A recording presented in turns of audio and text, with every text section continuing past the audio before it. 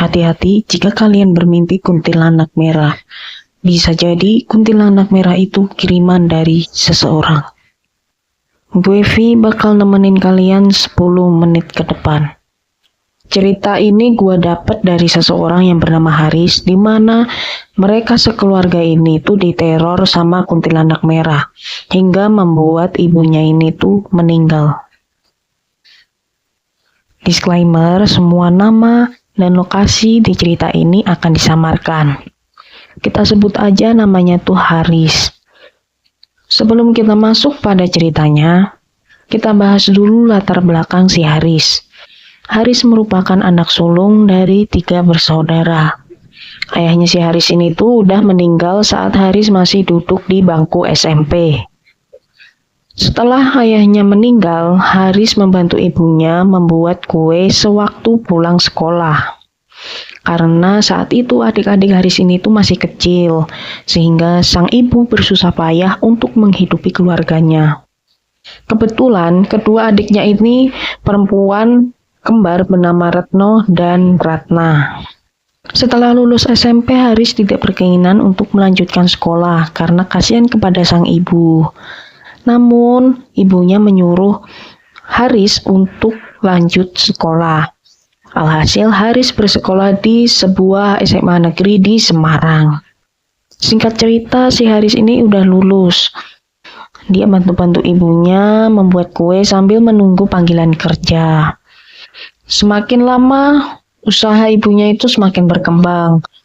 Kebetulan kue buatan ibunya itu terbilang sangat enak, sehingga banyak sekali pelanggan yang memesan.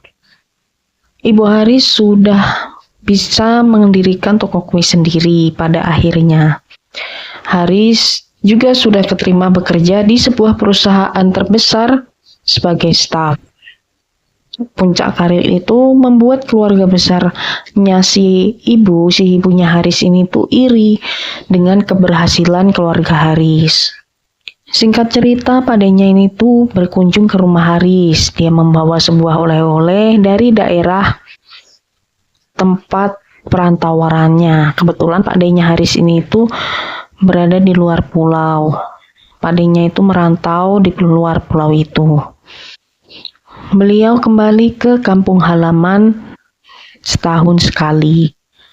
Melihat kakaknya berkunjung, otomatis sang ibunya Haris itu tuh seneng banget karena lama gak ketemu sama kakaknya ini. Begitu juga Haris dan kedua adiknya yang kebetulan sedang libur panjang. Suasana hangat menyelimuti rumah Haris, di mana mereka bercanda, tertawa.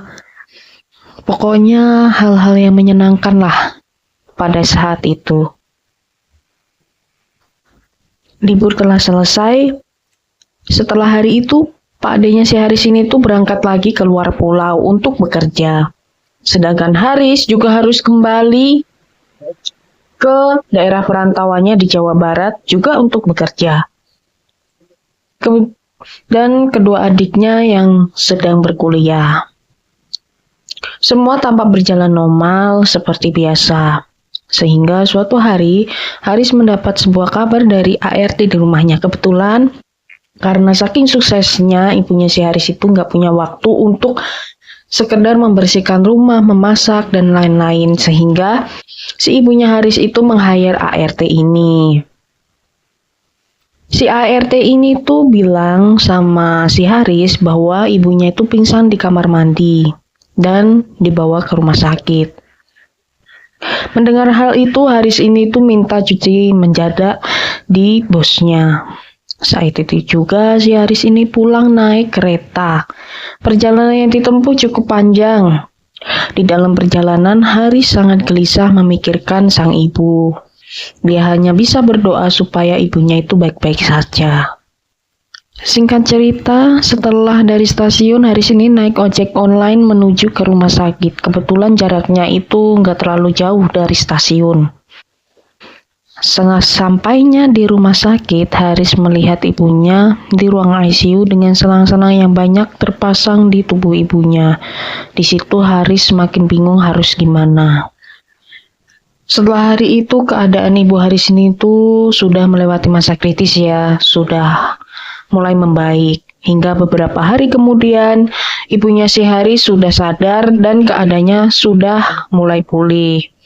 Dokter bilang bahwa ibunya ini tuh terkena stroke total, sehingga si Haris ini tuh mutusin buat resign dari kantornya untuk merawat sang ibu. Dia juga mulai meneruskan usaha yang dirintis oleh ibunya. Hingga suatu malam ketika Haris sedang memasukkan laporan penjualan di komputernya, tiba-tiba dia dengar ada suara wanita bernyanyi dari dalam kamar ibunya. Haris saat itu yang penasaran menuju ke kamar ibunya. Namun dia hanya melihat sang ibu yang sedang tertidur pulas di atas kasur tertidur. Setelah Haris membalikkan badan, dia mendengar suara ibunya memanggil namanya. Otomatis si Haris ini nengok ke belakang dong, dan ngeliat ibunya itu udah bisa duduk. Tapi tatapan ibunya itu sangat aneh banget. Matanya memerah dan bibirnya itu pucet banget.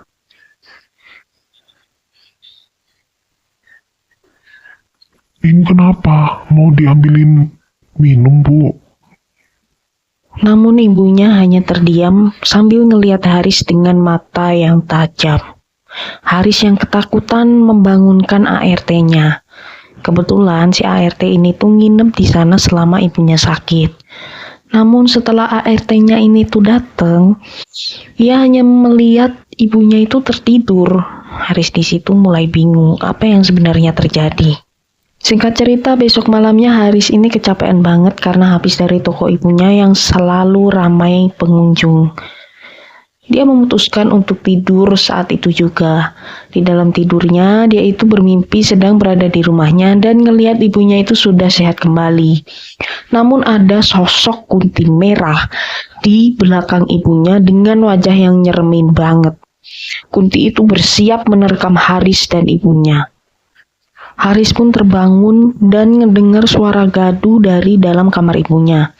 Otomatis Haris langsung berlari menuju ke kamar ibunya.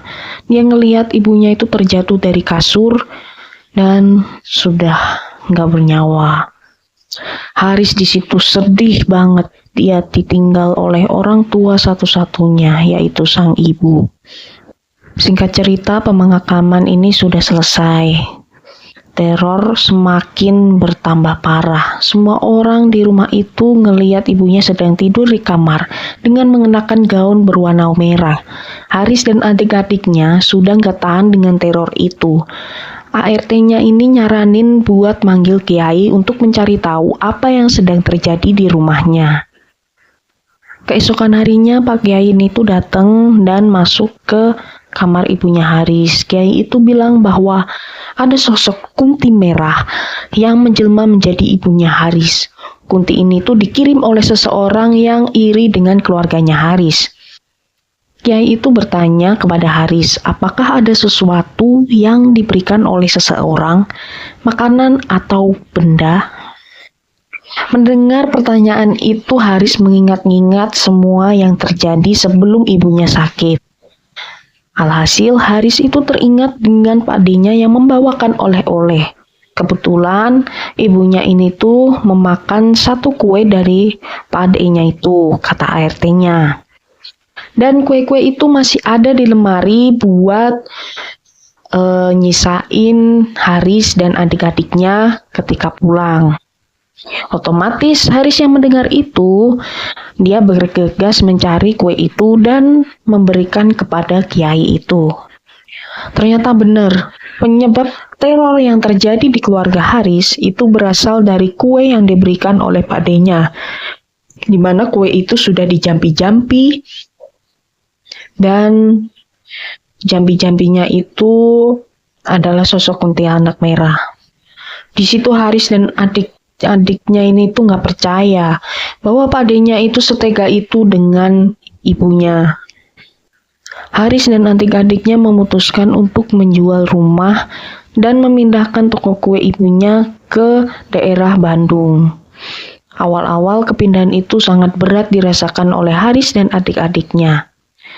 Seiring berjalannya waktu, toko kue itu berkembang pesat dan memiliki cabang di berbagai kota di Indonesia. Nah, itu dia kisah dari sang Haris. Musuh terbesar bukanlah orang lain, melainkan saudara sendiri. Buat kalian yang ingin kirim cerita, bisa kirim cerita kalian di email yang udah tercantum di kolom deskripsi. Gue Vi pamit undur diri.